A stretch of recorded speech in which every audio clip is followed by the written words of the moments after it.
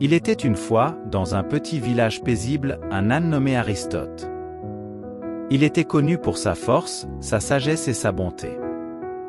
Aristote était différent des autres ânes du village, car il avait un caractère exceptionnel qui inspirait les hommes. Depuis son plus jeune âge, Aristote aimait s'aventurer dans les montagnes voisines. Sa mère lui avait transmis un amour profond pour la nature et la liberté. Il aimait se promener et contempler les magnifiques paysages qui l'entouraient. Lors de ses excursions, il rencontra des bergers et des voyageurs, qui étaient souvent attirés par son regard calme et sa démarche gracieuse. Un jour, alors qu'il goûtait à l'herbe fraîche d'une prairie, Aristote fut témoin d'un événement dramatique. Un berger était tombé d'une falaise, laissant derrière lui un troupeau de moutons affolés. Sans hésitation, Aristote accourut et se mit à guider les moutons vers un endroit sûr. Les villageois, impressionnés par sa bravoure, acclamèrent Aristote comme un héros. Depuis cet incident, les habitants du village commencèrent à voir Aristote comme un symbole de sagesse et de bonté. Des étudiants venaient souvent à sa rencontre pour discuter avec lui, persuadés qu'il pouvait comprendre et conseiller. Aristote écoutait attentivement leurs préoccupations et répondait parfois par un doux rebondissement de tête, comme s'il approuvait ou offrait son soutien.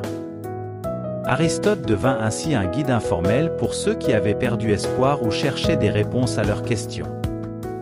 Les habitants apprirent à écouter les signes de la nature, grâce à son enseignement silencieux mais puissant. Ils réalisèrent que la sagesse ne se trouvait pas seulement dans les livres, mais aussi dans la contemplation de la beauté naturelle et la connexion avec les autres. Un jour, un homme au cœur lourd arriva dans le village. Il était désemparé, sa vie avait perdu tout son sens. Il entendit parler d'Aristote et décida de le rencontrer, espérant trouver des réponses à ses questions les plus profondes. L'homme s'approcha doucement d'Aristote et lui raconta ses tourments. Contrairement à ce que beaucoup pensaient, Aristote ne donnait pas de conseils magiques ou de solutions simplistes. Au lieu de cela, il écoutait sincèrement l'homme et le regardait dans les yeux, son regard étincelant d'empathie. L'homme sentit un soulagement immense et une compréhension profonde dans cette simple connexion. Au fil du temps, l'homme apprit à voir la beauté de la nature qui l'entourait et se reconnecta avec les êtres chers qu'il avait négligés. Il se dit que c'était grâce à l'âne serein qu'il avait trouvé le courage de changer sa vie et de créer un avenir meilleur. Aristote continua de vivre sa vie simple et humble, enseignant aux hommes que la force et la sagesse ne viennent pas seulement des mots, mais de la présence sincère et de l'écoute active.